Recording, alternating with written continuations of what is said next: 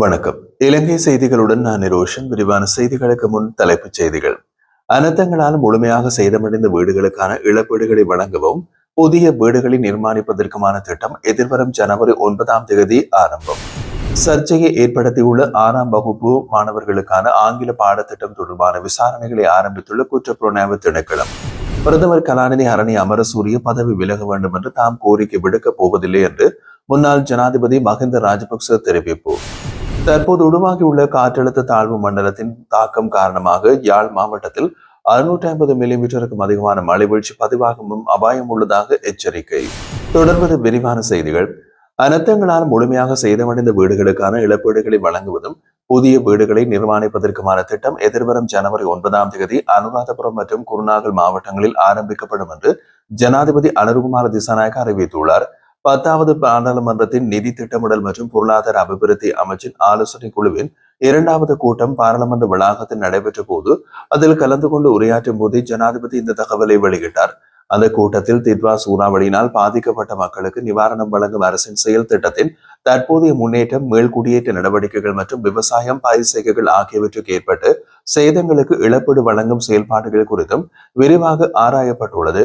மேலும் துல்லியமான தரவுகள் மற்றும் உண்மையான புள்ளி விவரங்களை அடிப்படையாக கொண்டு இழப்பீடுகளை வழங்கும் நடவடிக்கைகளை விரைவுபடுத்துமாறு விவசாய திணைக்களம் மற்றும் கமநல சேவைகள் திணைக்களங்களுக்கு தாம் அறிவுறுத்தியுள்ளதாகவும் ஜனாதிபதி தெரிவித்தார். சர்ச்சையினை ஏற்படுத்தியுள்ள 6ஆம் வகுப்புக்கான ஆங்கில பாடத்திட்டம் தொடர்பாக குற்றப்புலனாய்வு திணைக்களம் விசாரணைகளை ஆரம்பித்துள்ளது. இது தொடர்பான தகவல் நுகேகுட நீதவான் நீதிமன்றத்துக்கு அதிகாரப்பூர்வமாக அறிவிக்கப்பட்டுள்ளதாகவும் தெரிவிக்கப்பட்டுள்ளது. இந்த நிலையில் 6ஆம் வகுப்பு ஆங்கில பாடத்திட்டத்தில் இடம்பெற்றுள்ள சர்ச்சைக்குரிய பாட அலகினை நீக்க தேசிய கல்வி நிர்வாகம் தீர்மானித்துள்ளதாக பிரதமர் ஹரணி அமரசூரிய அறிவித்துள்ளார். நாடாளுமன்றத்தில் உரையாற்றும் போது அவர் இதனை தெரிவித்திருந்தார். மேலும் இந்த விவகாரம் தொடர்பான முழுமையான விசாரணைகளை முன்னெடுக்க கல்வி அமைச்சின் முன்னாள் செயலாளர் ரஞ்சித் ஆரியரத்ன தலைமையில் விசேட குழு ஒன்றை நியமிக்க தேசிய கல்வி நிர்வாகத்தின் நிர்வாக சபை முடிவு செய்துள்ளதாகவும் பிரதமர் கூறினார். அத்துடன் பாடத்திட்டத்தில் இடம்பெற்றிருந்த பொருத்தமற்ற இணையதள முகவரி குறித்து தேவையற்ற பிரச்சாரங்களை தவிர்க்குமாறும் எதிர்க்கட்சி நாடாளுமன்ற உறுப்பினர்களிடம் அவர் கோரிக்கை விடுத்தார்.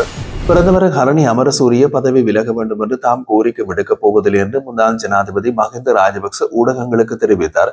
நாட்டின் தற்போதைய அரசியல் சூழ்நிலையில் பதவி விலகல் தொடர்பான அழைப்புகளை முன்வைப்பது தமது நிலைப்பாடு அல்ல என்று குறிப்பிட்டிருந்த அவர் அரசின் செயற்பாடுகளையும் நாட்டின் நிலவரத்தையும் பொறுப்புடன் அடக்க வேண்டிய சேவை இருப்பதாகவும் வலியுறுத்தியுள்ளார். மேலும் ஜனநாயக வழிமுறைகளின் ஊடாகவே தேர்வுகள் தேடப்பட வேண்டும் என்றும் அவர் கூறினார். இதற்கிடையில் தரம் 6 மாணவர்களுக்கான ஆங்கில பாட புத்தகத்தில் வயது வந்தோருக்கான இணையதள முகவரி ஒன்று இடம்பெற்றிருந்தமை தொடர்பான விவகாரம் நாட்டின் அரசியலில் பெரும் சர்ச்சையினை ஏற்படுத்தியுள்ளது. இந்த சூழலிலே கல்வி அமைச்சராகவும் பதவி வகிக்கும் பிரதமர் ஹரணி அமரசூரிய பதவி விலக வேண்டும் என்று பல்வேறு தரப்பினரும் வலியுறுத்தி வரும் நிலையில் அவருக்கு எதிராக நம்பிக்கையில்லா பிரேரணையை முன்னெடுக்க பிரதான எதிர்க்கட்சியான ஐக்கிய மக்கள் சக்தி நடவடிக்கை எடுத்துள்ளது. இந்த விவகாரம் தொடர்பில் ஊடகங்கள் எழுப்பிய கேள்விக்கு பதிலளித்த போதே முன்னாள் ஜனாதிபதி மஹிந்த ராஜபக்ச இந்த கருத்தை தெரிவித்துள்ளார். அக்ரி கிரீன் முன்முயற்சி, நிலையான விவசாய நடைமுறைகள் மற்றும் பசுமை பொருளாதார வளர்ச்சி என்ற திட்டத்தின் கீழ் புதிய செயல் திட்டம் ஒன்றை ஆரம்பிக்க இலங்கை அரசாங்கம் ஐரோப்பிய ஒன்றியத்துடன் மானிய ஒப்பந்தத்தில் கையெழுத்திட்டுள்ளது. தோட்டம் மற்றும் சமூக உள்கட்டமைப்பு அமைச்சு, ரப்பர் அபிவிருத்தி திணைக்களம் மற்றும் இலங்கை ரப்பர் ஆராய்ச்சி நிறுவனம் ஆகியவற்றுடன் இணைந்து முயற்சியில் உருவாக்கப்பட்ட இந்த திட்டம் ஐரோப்பிய ஒன்றியம் வழங்கும் 8 மில்லியன் யூரோ மானியத்தின் மூலம் செயல்படுத்தப்பட உள்ளது.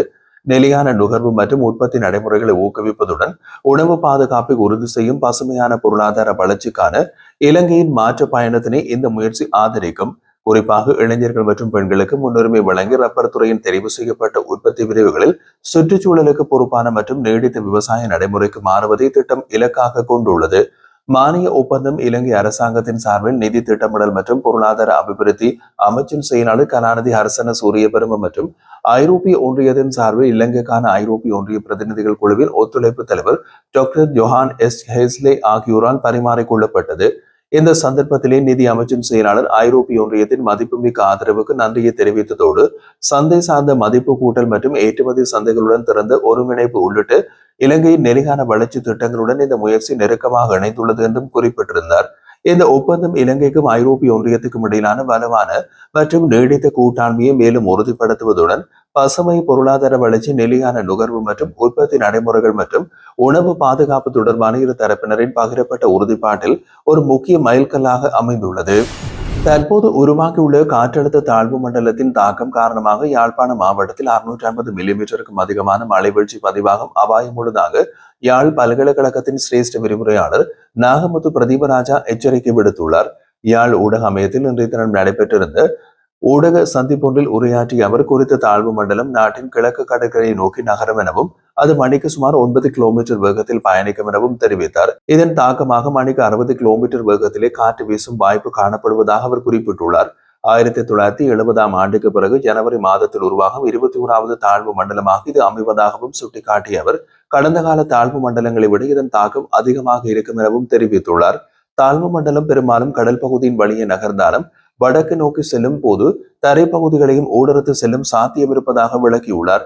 மேலும் மிக குறைந்த வேகத்தில் நகர்வதன் காரணமாக எதிர்வரும் 10ஆம் தேதி வரை கிழக்கு மாகாணத்தில் கனமழையை எதிர்கொள்ளக்கூடும் எனவும், குறிப்பாக 9 மற்றும் 10ஆம் தேதிகளில் யாழ் மாவட்டத்தில் மிக அதிகமான மழை வீழ்ச்சி ஏற்படும் என்றும் அவர் எச்சரித்துள்ளார்.